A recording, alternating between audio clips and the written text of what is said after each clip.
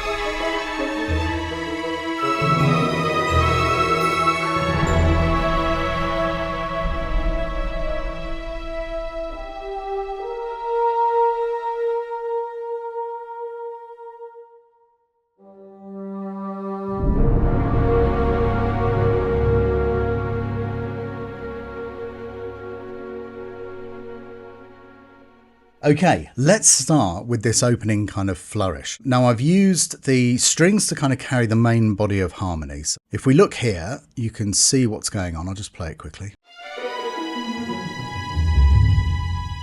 Now the way that these are overlapping is we've got a two-part harmony in the violins, first and seconds in the legato, and then the other patches, so if I highlight the pizzicatos, you'll see it begins with the violas, then the cellos kind of overlap and take over, and the basses overlap and take over them. So if we highlight just those, if I just solo those three pizzicato parts, just check this out. It's a little bit messy to give you that extra little bit of cool vibrancy and panic. Let's look at this flourish that happens in the woodwinds. Now I started with the clarinets, which sounds like this.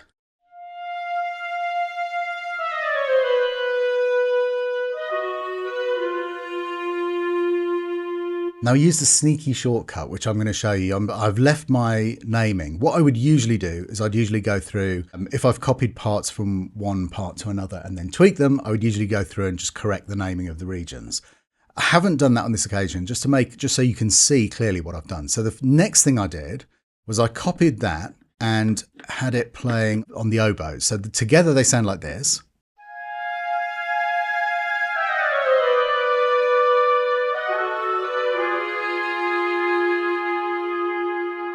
And then I've copied it up again onto the flutes.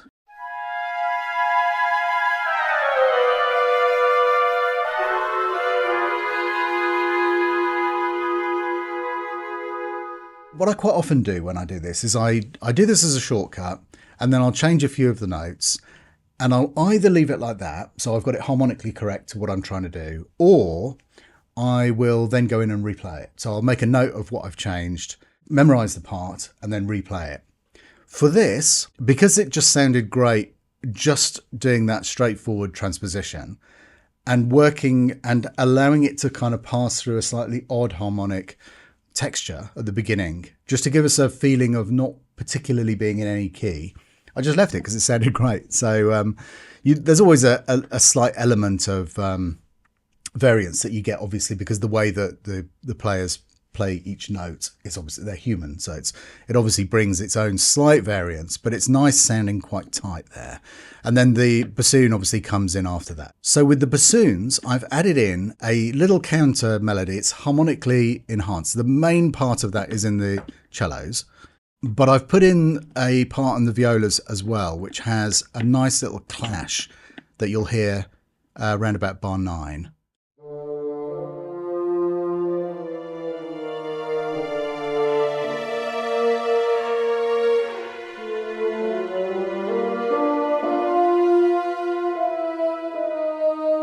Okay, so two things that I like doing here. You've got this clash. I always like parts moving against each other and having a semitone or a whole tone clash happening here and there, just to give you an extra little bit of tension. But also, I'm choosing to move these parts down when the statement from the bassoons, the first part of that melody, has finished.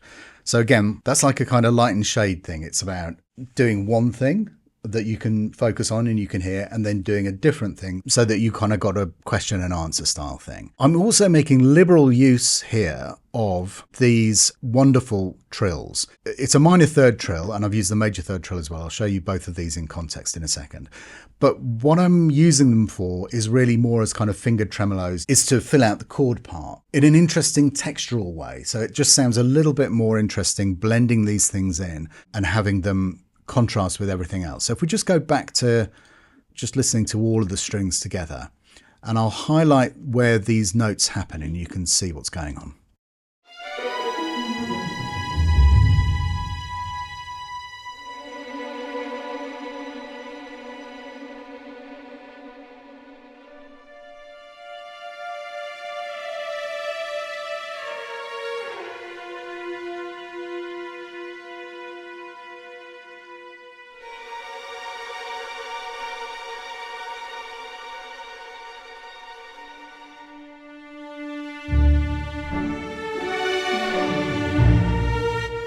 Okay, let's just have a quick listen to this section where I've used the trems and the legatos playing together.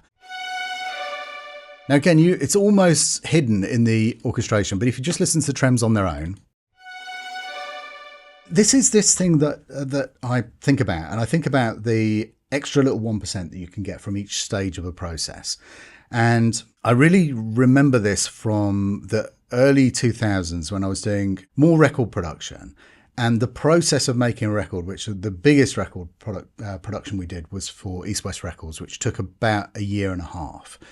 And it really was a kind of very, very iterative process where you built up the skeleton of the track and then you gradually fleshed parts out.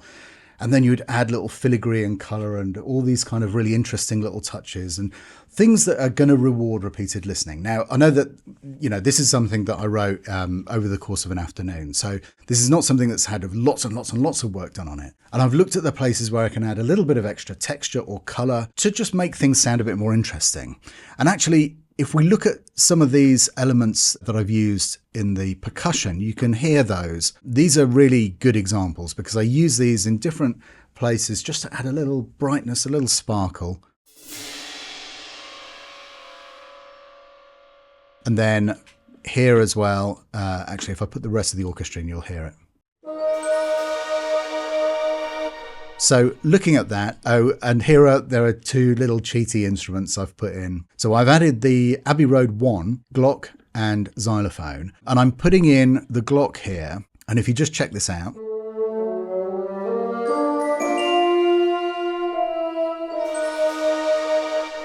So functionally, two very different things. The first one is kind of following after the bassoons and adding to the momentum of that kind of move upwards. And the second one is more of a kind of sprinkle, like a chord, a harmonic gesture, which is part of the percussion. So this one more melodic and this one more harmonic. Same instrument. Just check it out again and see the context.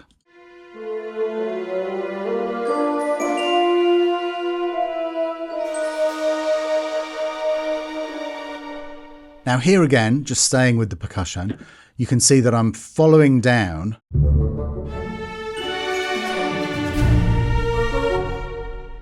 Let's just quickly listen to the strings and the tuned percussion on their own. I'll just highlight that percussion again.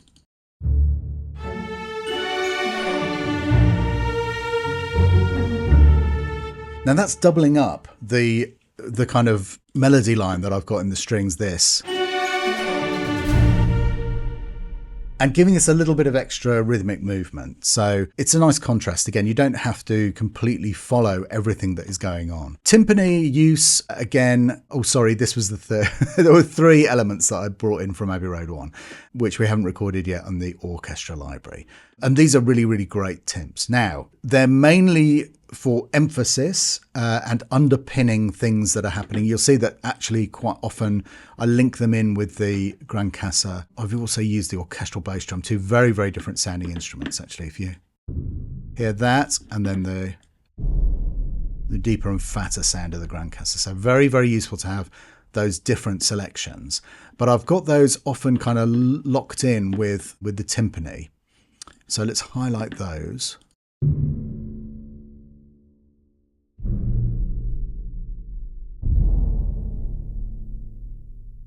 And this bit is a bit more of a kind of musical part on the timpani. So trying to just get a kind of a harmonic richness in the low end, giving you the chord change. That's the idea of that. And then they kind of, yeah, I mean, again, the timpani are really mostly exaggerating certain chords. So for example, here.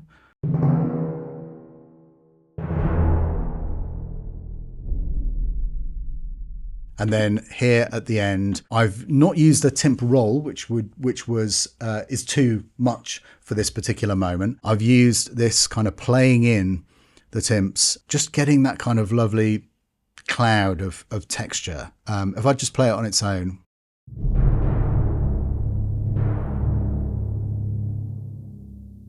And then in context.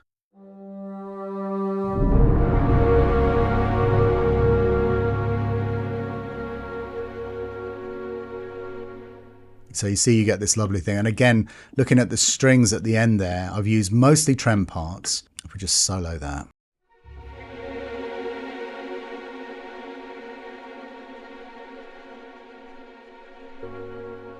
But in the second violins, I've got that useful minor third trill. I think one thing that I tend to do, so the performance legato is really great for just playing stuff. You get that. You know, you can really, if I just grab the expression and dynamics.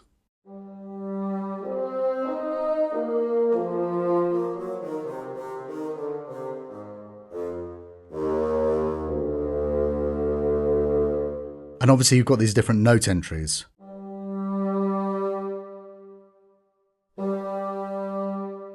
Very, very useful, very easy to play. There's lots of really different ways to kind of move around the articulations here. And you can use key switching, but also amongst all the trigger things, you can use CC range, velocity range. MIDI channel is incredibly easy as well. You can use speed or program changes. So there are lots of different ways of activating these. You can latch to them, or you can use a normal straight switch and stay. It's incredibly configurable, and you've got all of these as well. There's lots and lots of different things that you can do to kind of tailor the instrument to work exactly how you want it for a specific context. However, when I'm writing quickly, I tend to start with the performance legatos. As you can see, I've got them all set up here. And then I just add in bits when I go, oh, I need a sforzando, or I need the minor second trill. And actually, I'm just using the main mix here. So I'm not even using any of the mics or anything like that. I'm using Simon Rhodes's Mix 1. It sounds absolutely fabulous. And then I'm just putting these extra little bits in. And the reason that I do stuff, obviously with the trills, you have to use a trill when you need a trill. But the reason that I'm switching to, for example, the sforz here is just to get that different texture at the end of a passage. So if you look at it's that blue note there. If you just listen.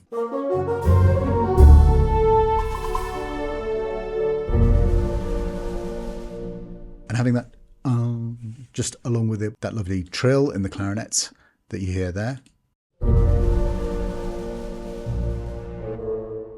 And then I've put in the flutter tongue here. Now as you can see, I've not tied it up, so you can look at this and you can see where I've moved parts around.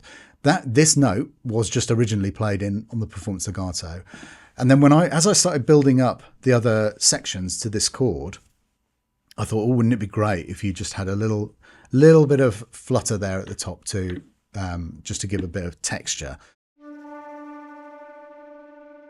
So it just helps. All of these things, all of these little tweaks that you make as you're going along help to color in the sound. So the two things that I always do. The first thing is that I always play stuff in using the controls. It's never worked for me to play something in and then try and draw in the controls after. And the reason that I think that is because I feel like that is part of the musical performance and the intent of the notes that you're playing. So when you're playing, you'll have an immediate reaction to all the other music that's happening, and you'll think about the way that you want to shape it, and that can come out directly when you grab those faders and you move them to make that thing happen. So for example, that flutter, or all of these things are kind of hard to draw in after the fact, I think. I feel like they should be part of the performance, and then your instrumental parts, each individual part will have its own musical identity, and it'll feel like there's a player sitting there putting their interpretation into that part. So that's incredibly important. That's the first one. The second one is that I will look at a part once I've played it in, and I'll think about different ways that I might be able to extend the impact of that part. And for example, it might be something like switching one note onto a different articulation, like with the sforzando, or it might be changing a couple of notes. It might be putting something up an octave. It might be, these are all the arrangement things. It might be that part then suggests something else that I could add. For example, the piccolo snare that I added in here, we've actually got two of them, but this was that was an afterthought. So everything else was in. And then I thought, oh, that would be the kind of thing that you might get in that sort of section. And then here again. And then once I'd got that part, I added the tempo blocks. And the cymbal. So it's thinking about building up sound textures and colors. And I think that that's half of the thing. There are different ways of writing music, and I love writing stuff on paper. And in a true kind of, here's one I prepared earlier, I've always got a manuscript book lying nearby, and I'll try things out. And it might even be that I'm writing loads of stuff down. I'm putting a mixture of chords, ideas, and writing things to explain what I'm doing. It might be chord symbols, it might be actual notes on stage. And so it's not that I'm locked into one particular way of writing music, but I think that the more things that you can bring to your arsenal, the better. And what we have now is the expectation that the music we deliver sounds as close to the master as possible, even if you're then going to record it with an orchestra or substitute some parts with live musicians. We've got to have these skills, and it's a mixture of orchestration, arrangement, and production skills to be able to create something that sounds compelling. And it's not even just that, it's the fact that I just enjoy writing more when the thing sounds good and sounds more like a proper production. It's why 99% of the orchestral samples that I've recorded over the last 20 years have been recorded in situ, with the musicians sitting in the correct place and using the exact same technique that you would use to record a score, because I want it to sound good and sound real and sound there as soon as I start playing. And I think it's much more inspirational when you don't have to fight to get something to sound good. Musical instruments are not designed to be recorded with the microphone right up against them. They're designed to be, nobody would ever sit with their ear up against a trumpet while somebody is performing for them. So let's try and make those sounds as good as possible so that when you start playing, you're inspired straight away. Now, that's also part of the reason that I lay out my template like this. I try to get it creatively easy, quick to move from one thing to another. My template's actually over 1,000 tracks. And then I've got a command that once I'm happy with everything, I can strip out everything I'm not using so that it's easier to navigate. which I sometimes do, especially if I'm going to make a video like this about it. And then in terms of what I'm doing in the mixer page, it's very, very simple. I'm putting a tiny bit of cinematic rooms on it. It's just like I'm not using very much of the reflections. It's just that glossy little end bit of reverb. People use different things for this. There was a period where I just used the TC6000. I've used the Air Studios reverb and taken a lot of the early reflections out of that sometimes. I might use, there's a nice Seventh Heaven reverb, there's the Percussion outboard reverbs. There's all kinds of stuff you can use. It doesn't really matter. Almost all film and TV music that you hear has got a reverb, and it's usually it's usually not an IR-based reverb. It's usually an algorithmic reverb placed on everything just to give it that extra bit of kind of glossy sheen, a little bit of a tail. It just makes everything sound slightly nicer. And then I use different things on my master bus. I sometimes use a Goldfoss. I quite like that. Don't really know how it works. Having read the manual about 5 times, I'm still none the wiser.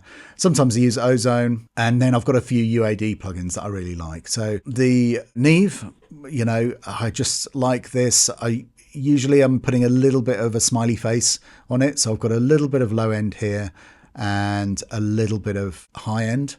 That's pretty much it. Don't think I'm doing anything else. Then I like this Precision K stereo. I sometimes switch it on and then I don't like it and I switch it off again.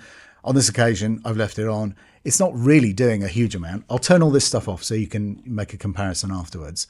And on this occasion, I've put a little bit of the Oxford inflator in. But again, not very much. So let's turn this stuff off. I'll give you a quick blast of a section somewhere in the middle and then you can hear what it's doing.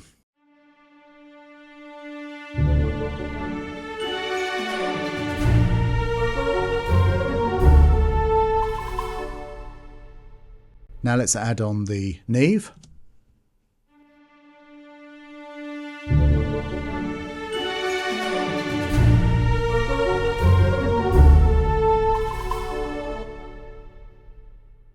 Let's add in the K stereo.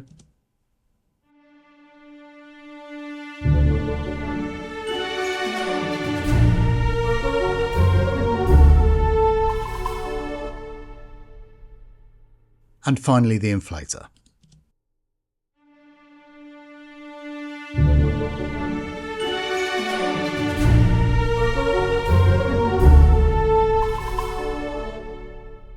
So this is that 1% thing where I'm just adding a tiny bit with each thing. I'm not trying to drastically change the sound. Not that there's anything wrong with that. Obviously, that's a cool thing to do as well. But on this occasion where I want it to sound faithfully orchestra, and that's kind of why I haven't used Ozone on this. I do find sometimes that really messes with the internal balance of the orchestra. So I tend to use tools that are a little bit more gentle in the way that they work. And there's some kind of lovely magic in some of these UAD plugins where, especially like with the Neve, where it just adds a certain something they've got in the modeling of that, gives it a nice extra warmth. And I just like the sound of it. And I think you can kind of find this is all very, very subjective, of course. So it's all about finding tools that help you get closer to the sound that you want to hear your music sounding like in your head. Anyway, so there we go. I hope that some of that was useful.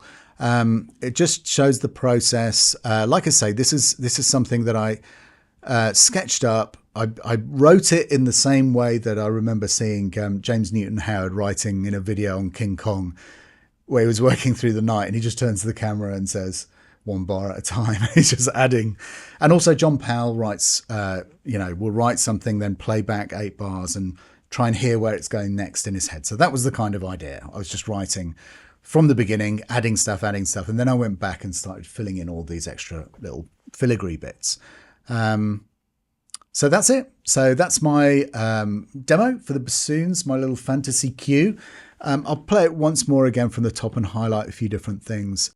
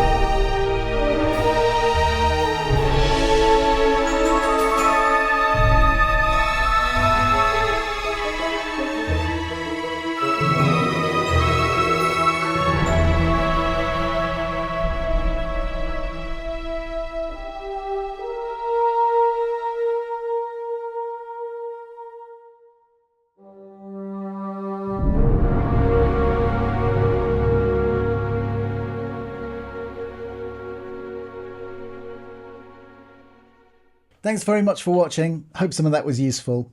See you on the next one. Bye-bye.